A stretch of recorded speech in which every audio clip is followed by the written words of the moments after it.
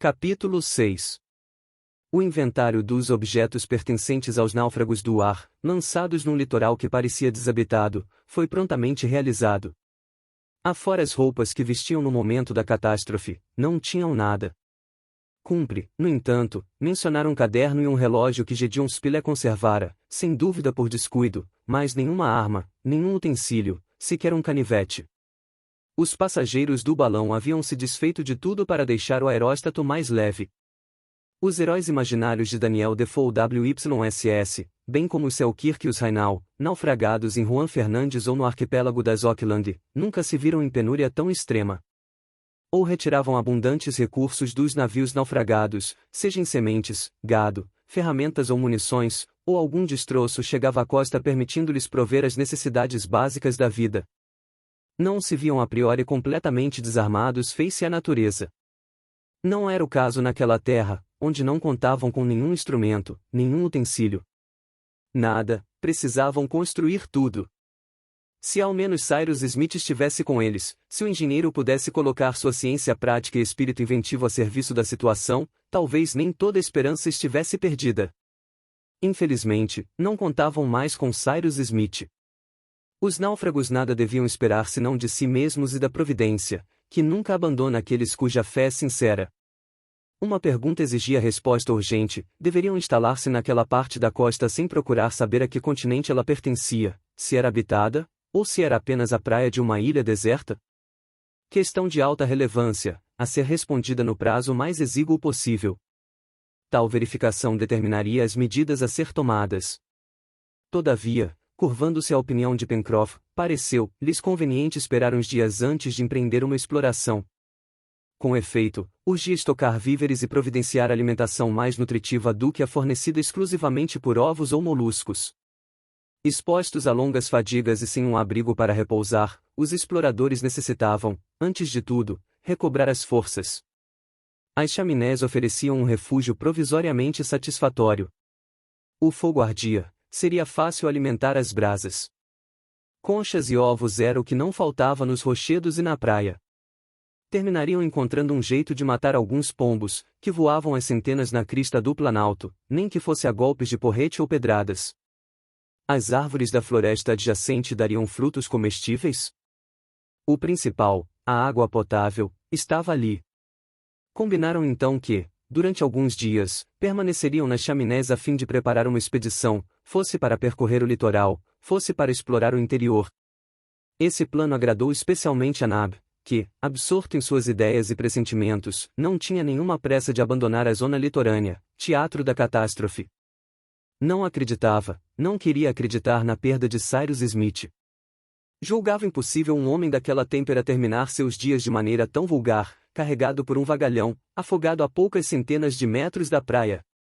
Enquanto as águas não houvessem devolvido o corpo do engenheiro, enquanto ele, Nab, não tivesse visto com os próprios olhos e tocado com as próprias mãos o cadáver de seu patrão, não acreditaria em sua morte.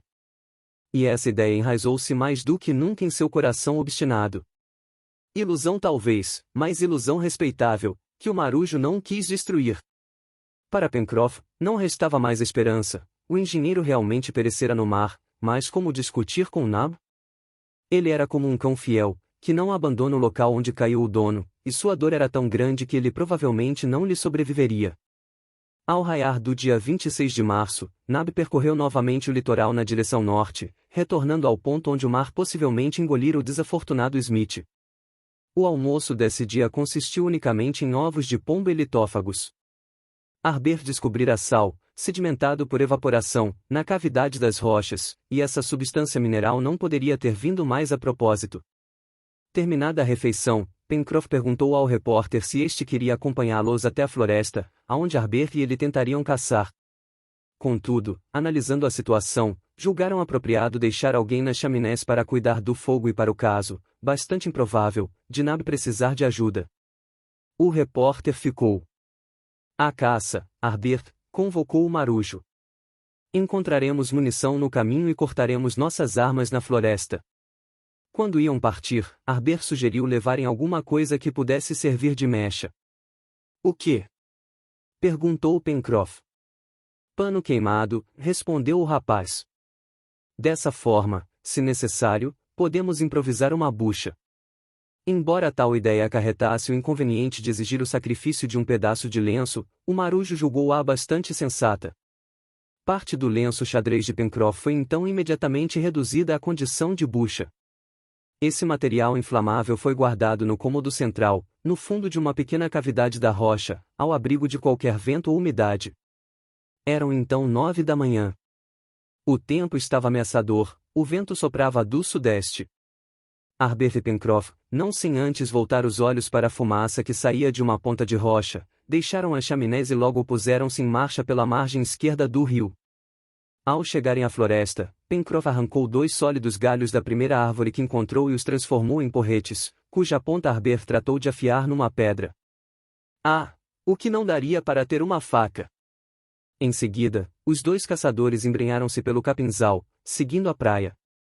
A partir do cotovelo que desviava seu curso para o sudoeste, o rio estreitava um pouco e suas margens formavam um leito profundo, coberto pela dupla arcada de árvores. Pencroff, a fim de não se perder, resolveu seguir o curso d'água, que o traria sempre de volta ao ponto de partida. Não era fácil, porém, avançar pela margem o tempo todo, ora os galhos flexíveis das árvores curvavam-se até a altura da corrente, ora o cipoal ou os espinheiros requeriam o emprego dos porretes para ser vencidos. Volta e meia Harbert esgueirava-se por entre as ramagens rompidas com a agilidade de um gato e desaparecia na mata. Pencroff, no entanto, logo o chamava de volta, pedindo-lhe que não se afastasse. Enquanto isso, o marujo observava com atenção a disposição e a natureza do local. Naquela margem esquerda, o solo era plano, subindo imperceptivelmente na direção do interior. Em determinados pontos era tão úmido que lembrava um pântano. Percebia-se ali toda uma rede subjacente de artérias líquidas, que, por alguma fissura subterrânea, deviam expandir-se na direção do rio. Em determinados pontos, um ribeirão cortava a mata, sendo atravessado sem dificuldade. A margem oposta parecia mais acidentada, desenhando com mais nitidez o vale em cuja vertente o rio corria. A ribanceira, coberta de árvores dispostas em patamares, formava uma cortina indevassável. Avançar por aquela margem teria sido bem mais árduo, pois, além dos barrancos íngremes, as árvores, debruçadas na água, só resistiam graças à força das raízes. Desnecessário acrescentar que essa floresta, bem como a costa já percorrida, não apresentava quaisquer sinais de presença humana. Pencroff constatou tão somente rastros de quadrúpedes, pegadas frescas de animais cuja espécie ele não conseguia identificar. Tudo indicava, e foi também a opinião de Harbert, que algumas delas haviam sido deixadas por feras de grande porte, com as quais sem dúvida deveriam contar, em parte alguma, porém, marcas de um machado num tronco de árvore ou restos de um fogo extinto ou uma pegada humana, com o que deviam regozijar-se talvez, pois, naqueles confins, no meio do Pacífico, a presença do homem talvez fosse mais temível do que desejável. Atentos aos obstáculos, Harbert e Pencroff mal conversavam, avançando tão lentamente que, após 1 hora de marcha, haviam transposto apenas 1,5 quilômetros. Até ali a caçada fora completamente infrutífera. Embora algumas aves piassem e esvoaçassem sob a ramagem das árvores, pareciam bastante ariscas, como se o homem lhes houvesse instintivamente infundido um justo temor. Numa área pantanosa da floresta, Harbert assinalou, entre outros espécimes, um pássaro com o bico afilado e comprido, anatomicamente semelhante a um martim pescador, distinguindo-se deste último, todavia, pela plumagem mais áspera, dotada de um brilho metálico. Deve ser um jacamar, opinou Harbert, tentando aproximar-se do animal. Seria uma ótima oportunidade de provar um jacamar, respondeu o marujo, se o referido pássaro consentisse em se deixar assar. Nesse momento, uma pedrada, desferida com força e habilidade pelo adolescente, acertou a ave na raiz da asa. A estocada, entretanto, não foi suficiente, pois o jacamar voou e desapareceu num piscar de olhos. Que desastrado eu sou! Exclamou Harbert. Ao contrário, meu rapaz! Consolou o marujo. A pedrada foi certeira, qualquer outro teria feito pior. Não desanime.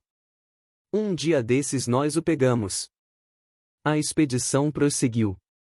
À medida que os caçadores avançavam, o porte das árvores, mais espaçadas, aumentava, mas nenhuma delas produzia frutos comestíveis. Pencroff procurava em vão alguma preciosa palmeira, espécie de mil utilidades na vida doméstica, cuja presença foi constatada até o paralelo 40 no hemisfério norte e até o 35 no sul. Mas aquela floresta compunha-se exclusivamente de coníferas, como os cedros, já identificados por Arber, e abetos de Douglas, semelhantes aos que crescem na costa noroeste dos Estados Unidos, sem falar nos pinheiros gigantes, com 45 metros de altura. Nesse momento, uma revoada de pequenas aves de bela plumagem, com a cauda longa e furtacor, espalhou-se por entre os galhos e cobriu o solo com suas penas, debilmente presas, formando um fino tapete. Arber recolheu algumas, e após examiná-las, foi taxativo. São surucuás. Eu preferia uma galinha de Angola ou um tetraz, opinou Pencroff. Mas, afinal, são comestíveis?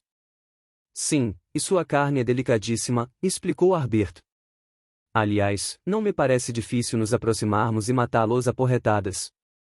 O marujo e o rapaz, rastejando na relva, alcançaram o pé de uma árvore, cujos galhos baixos estavam semeados de aves. Os surucuás esperavam na passagem os insetos com que costumam se alimentar. Viam-se suas patas emplumadas agarrarem com força os delgados ramos que lhes serviam de apoio. Os caçadores ergueram-se então e, manuseando seus porretes feito uma foice, dizimaram renques inteiros de surucuás, que sequer pensaram em fugir, deixando-se abater estupidamente. Uma centena já cobria o solo, quando os outros resolveram debandar. Excelente, vibrou Pencroff, aqui está uma caça na medida para caçadores de nossa categoria. Seriam apanhados com a mão. O marujo enfiou os surucuás, como tordos, numa varinha flexível e a expedição seguiu adiante. Puderam então observar que o curso d'água fazia uma ligeira curva, de maneira a formar um gancho para o sul, mas esse desvio não devia se prolongar, pois a nascente, de certo resultado do derretimento da neve que cobria os flancos do cone central, devia situar-se na montanha. Se o objetivo principal da expedição era proporcionar aos hóspedes das chaminés a maior quantidade possível de caça, não se podia dizer que houvessem triunfado. O marujo então prosseguiu diligentemente suas buscas, praguejando sempre que algum animal, que ele sequer tinha tempo de identificar, fugia através do matagal. Se pelo menos contassem com Top, o cão. Mas Top desaparecera junto com seu dono e provavelmente perecera ao seu lado. Por volta das 3 da tarde, novos bandos de pássaros foram avistados através das árvores, bicando as bagas aromáticas, zimbro, entre outras. Subitamente, uma espécie de toque de clarim ressoou na mata. A estranha e sonora fanfarra era produzida por galináceos denominados tetrazes nos Estados Unidos. Dali a pouco viram-se alguns casais, com uma plumagem oscilando entre parda e marrom e a cauda castanha. Harbert identificou os machos pelas duas álulas pontudas, formadas pelas penas eriçadas do pescoço. Pencroff julgou indispensável apoderar-se de um daqueles galináceos, do tamanho de uma galinha, cuja carne não fica nada a dever à da galinhola. Tarefa inglória, contudo, pois eles não permitiam aproximação. Após várias tentativas infrutíferas, que não tiveram outro resultado senão assustar os tetrazes, o marujo disse ao rapaz: Ora bolas, já que não podemos matá-las no ar, tentemos apanhá-las na linha. Como uma carpa! Exclamou Harbert, bastante surpreso com a proposta. Como uma carpa, respondeu seriamente o marujo. Pencroff encontrara na relva meia dúzia de ninhos de tetrazes, cada um deles contendo entre 2 e 3 ovos, e teve todo o cuidado para não tocar neles, pois os donos não deixariam de retornar. Foi ao seu redor que imaginou esticar as linhas, não linhas de laçar, mas verdadeiras linhas de pesca. Levou Harbert até certa distância dos ninhos, e ali, com a destreza de um discípulo de Isaac Walton, preparou seus singulares artefatos. Harbert acompanhava o procedimento com um interesse fácil de compreender, embora duvidasse de seu êxito. As linhas foram confeccionadas com cipós finos, que, atados um ao outro, alcançaram entre 5 e 6 metros de comprimento. Como anzol, espinhos grossos e resistentes, com as pontas curvas, fornecidos por um pé de acácia anã, foram fixados nas extremidades das linhas. Quanto à isca, gordas minhocas vermelhas que rastejavam no solo cumpriram esse papel. Feito isto, Pencroff, avançando pela relva e dissimulando-se com habilidade, foi instalar a ponta de suas linhas equipadas com anzóis nas imediações dos ninhos dos tetrazes, voltou então para pegar a outra ponta e se escondeu com Harbert atrás de um tronco de árvore. Ambos esperaram pacientemente. Harbert, vale dizer, não acreditava muito no sucesso do inventivo Pencroff. Uma longa meia hora depois, como previra o marujo, vários casais de tetrazes retornavam a seus ninhos.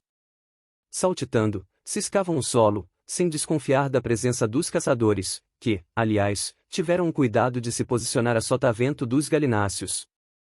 O adolescente, respeitando o momento, prendia a respiração, ao passo que Pencroff, com os olhos arregalados, a boca aberta, os lábios em forma de bico, como se fosse provar um pedaço do tetraz, mal respirava. Enquanto isso, os galináceos, indiferentes, passeavam por entre os anzóis. Pencroff então sacudiu um pouco a linha, agitando as iscas, como se as minhocas continuassem vivas. Ao fazê-lo, o marujo por certo sentia uma emoção muito mais intensa que a do pescador comum, uma vez que este não vê sua presa chegar através das águas.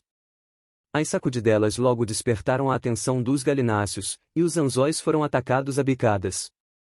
3 tetrazes, sem dúvida os mais vorazes, engoliram ao mesmo tempo isca e anzol. Instantaneamente, com um golpe seco, Pencroff deu um puxão na linha e, pelo bater das asas, pressentiu que as aves estavam no papo. Urra! Exclamou, precipitando-se para a caça, da qual se assenhoreou num instante.